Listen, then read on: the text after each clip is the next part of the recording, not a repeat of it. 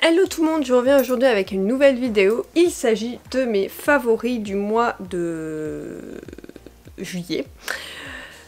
Donc j'ai lu beaucoup de romans, mais j'en ai beaucoup, ça a été des déceptions malheureusement, donc du coup je ne vais pas t'en parler ici, mais je vais te parler de mes très bonnes lectures et également d'une série et d'un film, parce que j'ai pas vu beaucoup de films ni beaucoup de séries, en même temps c'est l'été donc je préfère lire. Mais c'est parti pour tout de suite pour la présentation de mes favoris du mois.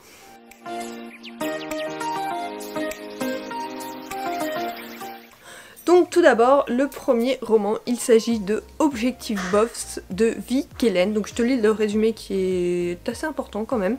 Ma première rencontre avec Merrick Crossford a lieu lors de mon entretien d'embauche. Enfin techniquement je l'ai rencontré 20 minutes plus tôt lorsqu'il a fait irruption dans une cabine d'essayage à quelques mètres du lieu de rendez-vous. Sur le coup j'ai crié et lui aussi, vêtu d'un simple soutien-gorge, j'ai mis fin à cette dispute en claquant la porte au nez de ce magnifique abruti. Comme vous pouvez l'imaginer, maintenant je panique en découvrant que ce grossier personnage risque bien de devenir mon nouveau boss. Pourtant, il ne semble pas me reconnaître, du moins c'est ce que je croyais, jusqu'à ce qu'on se dispute à nouveau pendant l'entretien et qu'il dise d'aller me renifler les selles. Bon d'accord, lorsqu'il m'a surprise dans la cabine, je n'étais peut-être pas vraiment en pleine séance d'essayage. Pour ma défense, j'étais restée coincée dans un train non climatisé pendant 2 heures et je voulais m'assurer que je ne sentais rien. Bien évidemment, je ne m'attendais pas à obtenir le poste, mais curieusement, une invitation à un second entretien arrive dans ma boîte mail. Avant de partir, je demande à voir Merrick. J'ai besoin de savoir pourquoi je suis en lice après notre départ désastreux. Il s'avère qu'il veut juste m'engager uniquement parce que je suis la candidate la moins compétente. Apparemment, son conseil d'administration l'oblige à pourvoir le poste contre son gré. Je n'ai pas vraiment envie de bosser dans un endroit où le boss s'attend à me voir échouer, alors je décide de lui trouver qui se poste. C'est ma nouvelle opération Objectif Boss. Ce qui est inattendu en revanche, c'est toutes les choses que je me surprends à vouloir faire avec Merrick Crossford. Il faut dire que ce n'est pas une brillante idée de nouer des liens plus entiers avec mon patron. Mais vous savez ce qu'on dit à propos des choix. Il y en a qu'on regrette, d'autres dont on est fier. Et je me demande bien comment celui-ci va tourner. Donc c'est une romance plutôt classique, schéma hyper classique, mais détente pour l'été vraiment. Parfaite, moi j'ai passé un merveilleux moment en compagnie de nos 2 personnages principaux. Certes, ils ne sont pas ultra développés et on reste quand même sur une romance assez superficielle, sans grandes attentes. Pourtant, moi je trouve que c'est le genre de romance que j'aime bien lire pour me détendre sans prise de tête et celle-là elle est vraiment parfaite. Je l'ai dévorée en quelques jours seulement pendant les vacances, donc vraiment je te la recommande, mais après ne t'attends pas à beaucoup d'originalité. Il faut dire que c'est pas le genre de romance qu'on lit pour ça, le schéma de classique de la romance est ultra respecté, c'est du Vi Kellen et on sait que quand on découvre ces romans c'est juste pour se détendre sans prise de tête.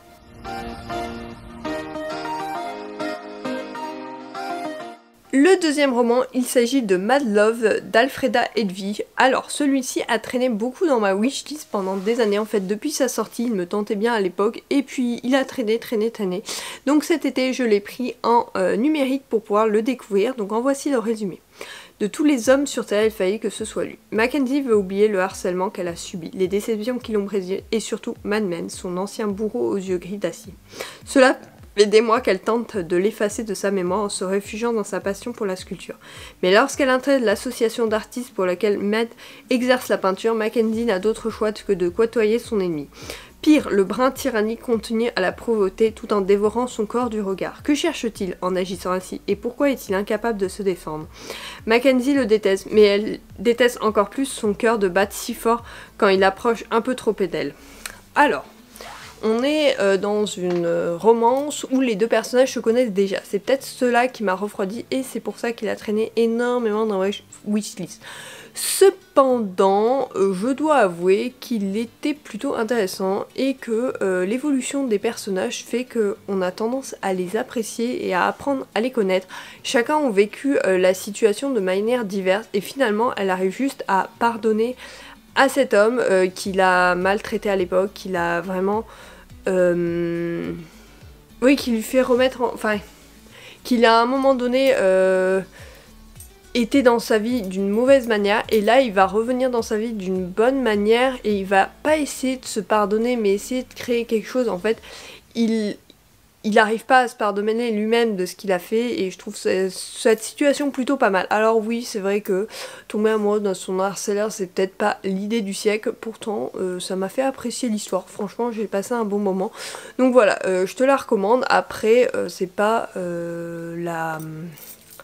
la saga de l'année, on va dire qu'il y a des, enfin pas la saga, le livre de l'année, il y a quelques défauts, mais voilà, ça reste une bonne lecture et je trouve que c'est un peu une leçon de vie que nous donnent les deux personnages sur le pardon et tout ça, donc vraiment intéressant comme lecture.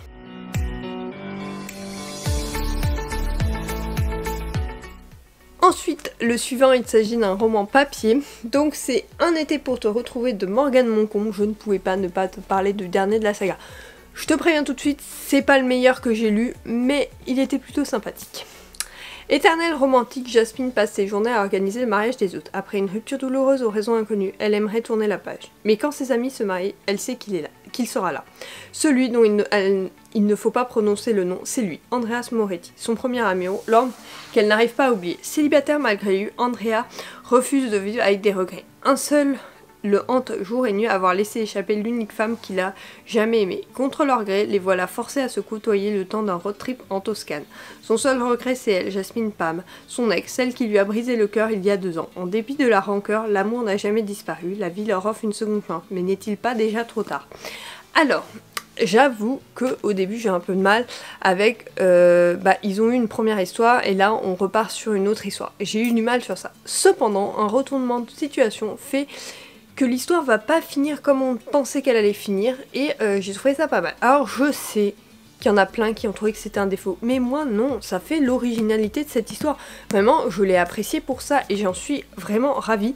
Donc voilà, je te le recommande, mais c'est vrai que c'est très différent des autres romans qui sont des romans tout doudou et tout. Celle-là, elle est un peu plus réfléchie, un peu plus recherchée, un peu plus originale. Bref, à découvrir, mais c'est pas le meilleur de tous parce qu'elle a ses petits défauts. J'ai eu un peu de mal avec les personnages, surtout Andrea. J'ai eu du mal à m'attacher à lui malheureusement, mais bon, ça reste un très bon roman. Donc voilà, si tu veux le découvrir, n'hésite pas.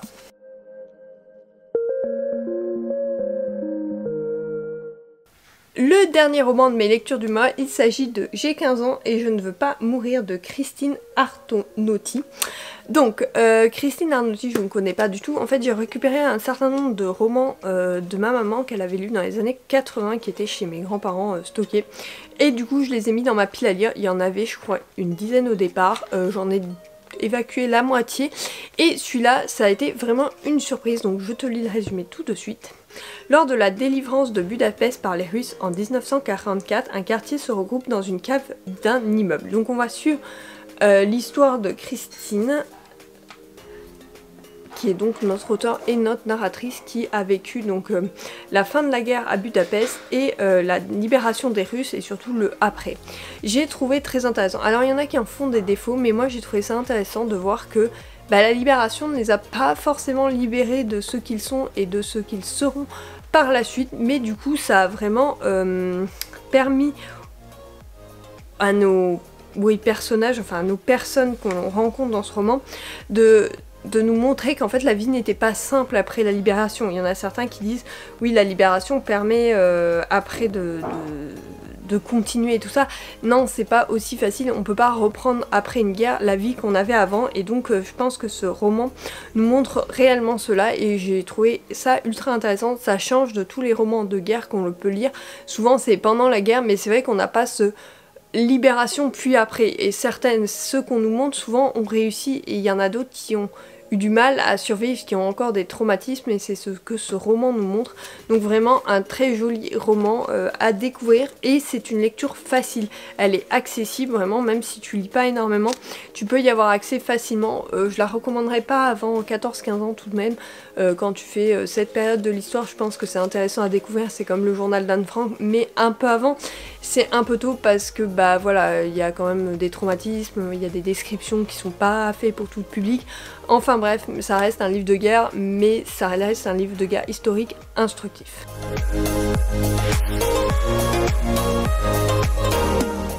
Ensuite, on va passer au film, donc je vais te parler de Vice Versa 2 que je suis allée voir au cinéma avec monsieur, donc on a profité de la fête du cinéma début juillet pour aller le découvrir, comme les places étaient moins chères, on a dit pourquoi pas, et puis je voulais le voir parce que j'avais adoré le premier volet.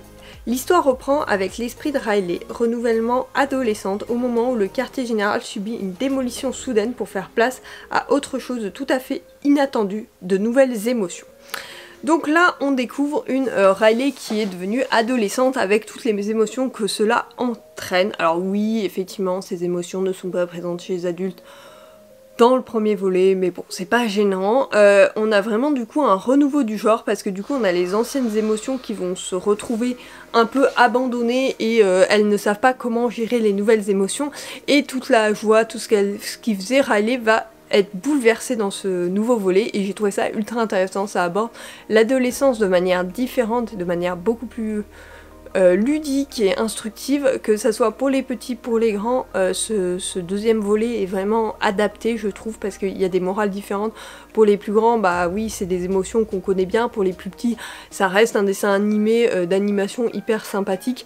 Les nouvelles émotions sont plus ou moins attachantes, hein, mais on va pas se cacher que c'est un happy end à la fin, donc voilà, les émotions vont réussir à vivre les unes avec les autres, mais voilà, on a vraiment un renouveau et un truc vachement intéressant qui s'est construit. J'ai trouvé ça très bien et très sympathique. En tout cas, moi j'ai bien aimé ce nouveau film qui est pas du tout ennuyant ni rien, vraiment un deuxième volet réussi, et c'est très rare que je dise ça parce que souvent les premiers sont très réussis, mais les seconds on a un peu plus de mal, et celui-là vraiment topissime, une belle réussite.